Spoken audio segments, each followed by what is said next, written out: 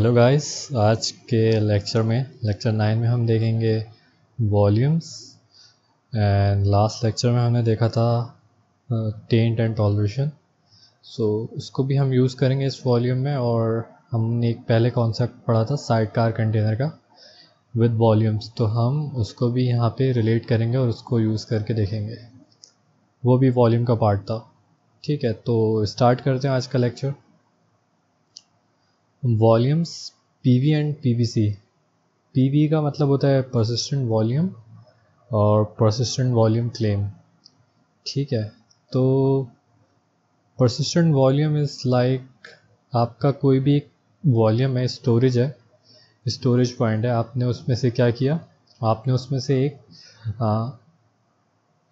से एक वॉल्यूम में से एक पार्ट रिज़र्व कर दिया और उसको आपने PV as a PV declare कर दिया। ठीक है, लेट्स से कि मेरे पास 1 TB की हार्ड ड्राइव थी, उसमें से मैंने एक 500 GB का पीवी क्रिएट कर दिया। उसको मैंने बिल्कुल एक पार्ट बना दिया, उसमें से एक स्लाइस लेके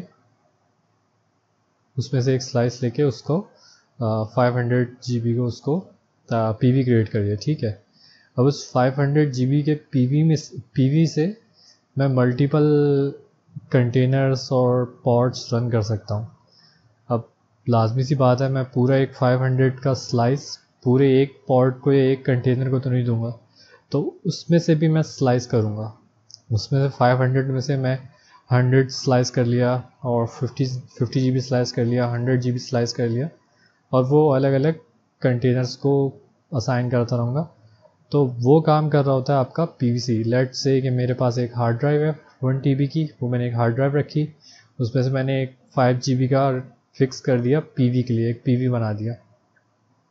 500 GB का मेरे पास एक पीवी बन गया, और उसके बाद मैंने उसमें से 10 GB, 5 GB, 100 GB, 200 GB उनके एक छोटे छोटे स्लाइस बना के पीवीसी क्रिएट करता रहूँगा। और जो मेरा वॉल्यूम, जो मेरा पॉड अटैच होता है, वो पीवीसी के साथ अटैच होता है। वो पीवीसी को जानता है, वो इन सब को नहीं जानता, वो जस्ट पीवीसी को जानता है। मैं पीवीसी का क्लेम, जो उसका नेम होता है, वो मैं इसके साथ पॉड के साथ अटैच कर दूंगा, तो वो उसके अंदर अपना स्टोर करना शुरू कर देगा डाटा, जो भी होगा।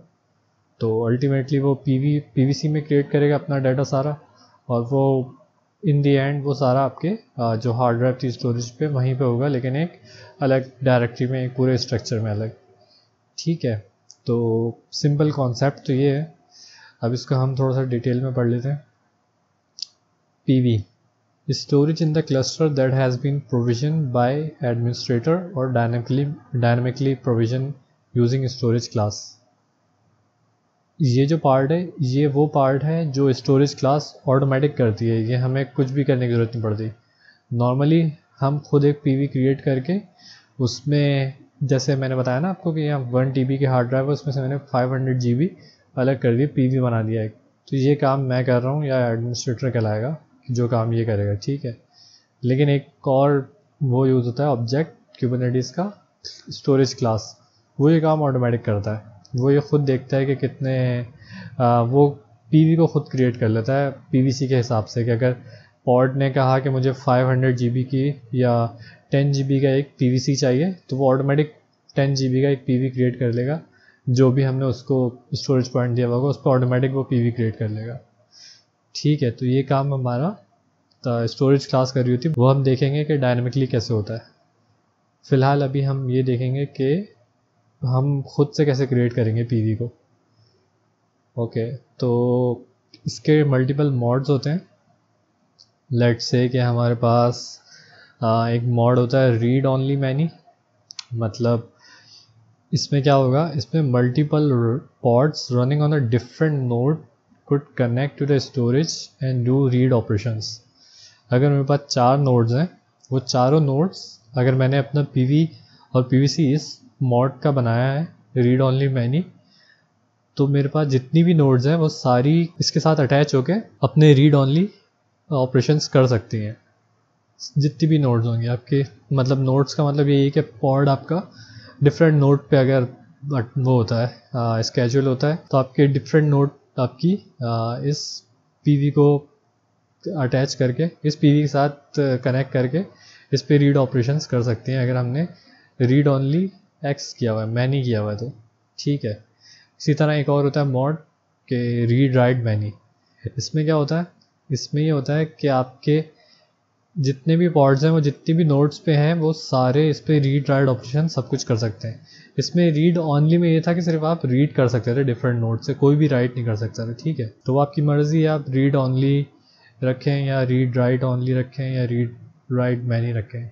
ठीक है, तो रीड राइट मैनी में हमने क्या किया, रीड राइट मैनी में हमने हमारी जितनी भी नोड्स हैं, जितने भी पॉड्स हमारे डिफरेंट नोड्स पे क्रिएट होंगे वो सारे स्टोरेज पे रीड राइट ऑपरेशन कर सकते हैं। और एक और मॉड होता है रीड राइट वंस, मतलब इधर सिर्फ आपके एक नोड ही रीड राइट कर सकती है, मतलब multiple pod running only in one node. एक नोड पे मेरे अगर 4 पॉड क्रिएट है और उन चारों पॉड्स के साथ मैंने इस पीवीसी या पीवी को अटैच किया हुआ है, तो वो चारों पॉड्स इस नोड पे जितने भी पॉड्स हैं इस नोड पे ना, एक नोड पे जितने भी पॉड्स हैं वो सारे इस पे रीड राइट ऑपरेशन कर सकते हैं। लेकिन अगर कोई और नोड है तो वो इस पे रीड राइट ऑपरेशन नहीं कर सकती। ये सिर्फ आपकी एक ही नोड को अलाउ करता है कि वही जो आपके रीड राइट ऑपरेशन परफॉर्म कर ले, सिंगल नोड। बाकी इसको लिखते ऐसे हैं, read write only, read write x mean read write many, और रीड ओनली एक्स मतलब रीड ओनली मैनी। ओके, इसके अलावा हमारी एक पॉलिसीज़ होती हैं, रिक्लेम पॉलिसी। लेट्स से कि मैंने एक पीवी क्रिएट किया और एक पीवीसी क्रिएट किया। अब मैंने इसमें पॉलिसीज़ बताई हुई हैं, डिलीट, रिटेन, रिसाइकिल। मैंने एक मैंने वॉल्यूम में से, एक स्टोरेज में से एक पीवी क्रिएट किया था, उसके साथ एक मैंने पीवीसी क्रिएट किया था। तो इसमें अब ये है कि अगर हमने इसमें पॉलिसी बताई हुई है डिलीट, तो जैसे ही ये पीवीसी डिलीट होगा ये पीवी भी ऑटोमेटिक डिलीट हो जाएगा और वो बिल्कुल आपका स्टोरेज 0 हो जाएगा, जो भी हमने डाटा पॉट के लिए यहाँ पे सेव करके रखा था। जैसे हमने पीवीसी डिलीट किया ये पीवी भी डिलीट हो जाएगा और हमारे पास से ये सारा पूरा जो इसका स्टोरेज था वो ख़त्म हो जाएगा, ये वाला। यहाँ से भी इसने जो अपने पास हमने 500 GB इसको एलोकेट किया था और इसने जो अपना स्ट्रक्चर बनाया था 500 GB पे, वो भी सब क्लीन हो जाएगा, वो सब खाली हो जाएगा। ठीक है, और अगर हमने रखा हुआ हो रिटेन पॉलिसी, हमने रिटेन रखी हुई हो, तो उसमें ये होगा कि हमारा जो पीवीसी अगर हम डिलीट करते हैं तो पीवी डिलीट नहीं होगा, लेकिन वो रिलीज़ की स्टेट में आ जाएगा और वो किसी और के साथ अटैच नहीं हो सकता। ये पीवी किसी और के साथ अटैच नहीं हो सकता, लेकिन हमारा डाटा स्टोर रहेगा, हमारा डाटा डिलीट नहीं होगा। ठीक है, हमारा डाटा ये एक स्टोरेज जो इसने एक फोल्डर बना के, डायरेक्टरी बना के अपना सारा डाटा सेव किया था, वो डाटा हमारे पास रहेगा, लेकिन हम कोई और पीवीसी इसके साथ, अब इस पीवी के साथ अटैच नहीं कर सकते, लेकिन हमारा डाटा सेव रहेगा रिटेन पॉलिसी में। ठीक है, और एक और पॉलिसी होती है रिसाइकिल। उसमें क्या होता है, अगर हमने पीवीसी डिलीट किया है, अगर हमने डिलीट की पॉलिसी यूज़ की थी तो उसने पीवीसी डिलीट हुआ था, उसके साथ उसने पीवी भी डिलीट कर दिया था और वो सब कुछ ख़त्म कर दिया था। ठीक है, लेकिन अगर हमने रिक्लेम पॉलिसी यूज़ की है रिसाइकिल, तो अगर हम पीवीसी डिलीट करेंगे तो पीवी अपना सारा डाटा डिलीट कर देगा, लेकिन पीवीसी एग्जिस्ट करेगा। हम दूसरा पीवीसी उसके साथ अटैच कर सकते हैं और उसके साथ अपने परफॉर्म कर सकते हैं ऑपरेशन, लेकिन डाटा सारा रिमूव हो जाएगा, लेकिन पीवी एग्जिस्ट करेगा। डिलीट की पॉलिसी में ये था कि पीवीसी डिलीट होगा तो पीवी भी डिलीट हो जाएगा, हमें नया पीवी क्रिएट करना पड़ेगा। लेकिन रिसाइकिल की पॉलिसी में ये है कि पीवीसी डिलीट होगा, पीवी के अंदर से सारा डाटा डिलीट होगा, लेकिन पीवी एग्जिस्ट करेगा। हम नया पीवीसी बनाएंगे तो वो इस पीवी के साथ अटैच हो जाएगा।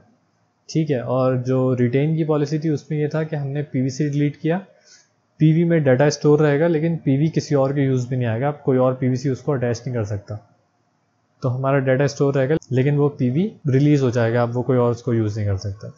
ठीक है, तो ये सारी चीज़ें हम देखेंगे तो हमें और भी क्लियर होंगी। यहाँ पे यही लिखा हुआ है, both PVC and associated PV are deleted, अगर डिलीट पॉलिसी है, any data stored in the PVC will be permanently loss. Okay, और रिटेन में क्या होगा, associated PV is retained, PV will become in release state, मतलब उसके अंदर PV retain रहेगा और डाटा भी रिटेन रखेगा, लेकिन वो रिलीज स्टेट में आ जाएगा।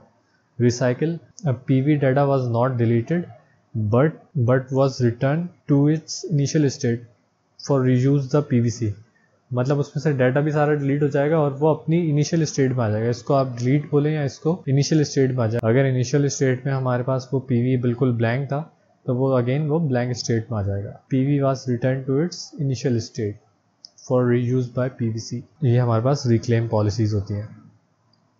Okay, types. अब हमारे पास जैसे host path, empty directory, NFS, और इसकी हम देखते हैं। ठीक है, होस्ट पाथ का मतलब ये होता है कि अगर मेरे पास एक नोड है, एक लैपटॉप है, एक कंप्यूटर है जिसके ऊपर मैंने अपना इसको मैंने एक वर्कर बनाया हुआ है या मास्टर बनाया हुआ है कुबरनेटिस के क्लस्टर में। ठीक है, तो होस्ट पाथ का मतलब ये है कि वो उस नोड के लोकल स्टोरेज में अपना सारा ऑपरेशन परफॉर्म करेगा। अगर मैं होस्ट पाथ में उसको बोलता हूँ कि एक डायरेक्टरी बना दो डाटा स्लैश पीवीसी के नाम से, एक डायरेक्टरी बना दो पीवी या पीवीसी के नाम से, लोकल कंप्यूटर पे होस्ट मशीन पे वो ये काम परफॉर्म करेगा। ठीक है, एम्प्टी डायरेक्टरी में क्या होता है? एम्प्टी डायरेक्टरी स्टोर, इसमें देखिए लिखा हुआ है accessing data on the host machine. ये होस्ट मशीन का डाटा एक्सेस करता है। ओके, एम्प्टी डायरेक्टरी में क्या होता है? एम्प्टी डायरेक्टरी में ये होता है कि टेम्पररी स्टोरेज होता है, does not persist data across pod restart और नोड फेलियर। अगर नोड फेलियर हो गई, नोड रीस्टार्ट हुई, या अगर रीस्टार्ट हो गई, नोड रीस्टार्ट हो गई या फिर पॉड रीस्टार्ट हुआ तो हमारा सारा डाटा रिलीज़ हो जाएगा उसमें से। लेकिन इसमें नहीं होगा, इसमें हमारी नोड रीस्टार्ट हो जाए या पॉड डिलीट हो जाए, हमारा डाटा हमारे पास लोकल पे, मतलब जो उसका होस्ट मशीन है उस पर स्टोर रहेगा। एंड सेकंड, हमने देखा था कि जब हम साइडकार कंटेनर्स बनाते हैं तो हम एक वॉल्यूम दो कंटेनर्स के साथ अटैच करते हैं एक पॉड में, तो वो वॉल्यूम शेयर्ड कर रहे होते हैं। लेट्स से कि मैंने अपना एक पॉड मेरा डाटा क्रिएट कर रहा है और दूसरा पॉड मेरा वो डाटा उठा के वो कहीं पे मैंने उसमें वो लगाया हुआ है। लेट्स से कि उसमें लॉगिंग के लिए मैंने यूज़ कर रहा हूँ और उसको मैं कहीं पे ट्रांसफ़र कर रहा हूँ, तो मेरा दूसरा पॉड जो है वो ये दूसरा मेरा कंटेनर ये काम कर रहा है, तो वो दोनों वॉल्यूम शेयर्ड कर रहे होते हैं आपस में। ठीक है, अभी हम इसको प्रैक्टिकली भी देखेंगे तो और क्लियर होगा। हमने ये ऑलरेडी ये यूज़ किया है एम्प्टी डायरेक्टरी ना, जब हम साइडकार कंटेनर पढ़ रहे थे। अच्छा, एनएफएस का हो सकता है आप लोगों को आइडिया हो या ना हो। लेट्स से कि एनएफएस होता क्या है? Distributed file system protocol that allows you to mount remote directory on your pod. Actually NFS क्या होता है? एनएफएस ये होता है कि हम एक सर्वर सेटअप कर लेते हैं और उसमें हम अपने एक सर्वर को सेटअप करने के बाद उसमें हम एक डायरेक्टरी को नेटवर्क पे शेयर कर देते हैं। लेट्स से कि मैंने मेरा कोई लैपटॉप था, उस पर मेरी कोई आईपी थी, वो मैंने आईपी के साथ मैंने एक वॉल्यूम को एनएफएस सर्वर क्रिएट किया और वो उस आईपी पे मैंने उसको एक्सपोर्ट कर दिया। ठीक है, अब मेरे जितने भी डिफरेंट क्लाइंट्स हैं वो उस आईपी को एक्सेस करेंगे, उसको अपने पास अटैच करेंगे और वॉल्यूम को अपने साथ अटैच कर लेंगे अपने फाइल सिस्टम के साथ। अगर वो तीन नोड्स हैं तो वो तीनों अपने पास आईपी एक्सेस करके अपने पास अगर अटैच कर लेंगे, माउंट कर लेंगे, तो वो फाइल सिस्टम तीनों में शेयर्ड होगा। मतलब कहने का, अगर इसने कुछ राइट किया है तो वो इसके पास भी आएगा, वो इसके पास भी आएगा, इसने कुछ राइट किया तो इसके पास भी आएगा, इसके पास भी आएगा। तो एनएफएस में ये हो रहा होता है कि आपका एक स्टोरेज वो नेटवर्क पे शेयर्ड हुआ होता है और जिसने अपना वो नेटवर्क के साथ मतलब कनेक्टिविटी होती है वो अपने पास माउंट करके उसको यूज़ कर सकता है वॉल्यूम को ना, एज आ स्टोरेज को अपने नेटवर्क के थ्रू अपना डाटा वो यूज़ कर सकता है। तो देखेंगे हम इसको भी एनएफएस को, जब हम एनएफएस हमें सर्वर क्रिएट करना पड़ेगा, हम एनएफएस सर्वर क्रिएट करेंगे, उसके बाद इसको हम क्लस्टर के साथ अटैच करेंगे। कुछ ख़ास ही होता है इसमें, हम एक नेटवर्क सर्वर क्रिएट कर लेंगे, एनएफएस सर्वर क्रिएट कर लेंगे, हमारे पास एक आईपी आ जाएगी और हमारे पास एक वॉल्यूम के लिए एक माउंट पॉइंट या फिर एक कोई डायरेक्टरी आ जाएगी। वो हम अपने एनएफएस के साथ उस डायरेक्टरी को और उस आईपी को अटैच कर देंगे, सिंपली वो इसके साथ अटैच हो जाएगा और यूज़ कर लेगा, बस कोई मुश्किल नहीं है इतना। ओके, और फिर हमारे पास है CSI, कंटेनर स्टोरेज इंटरफेस।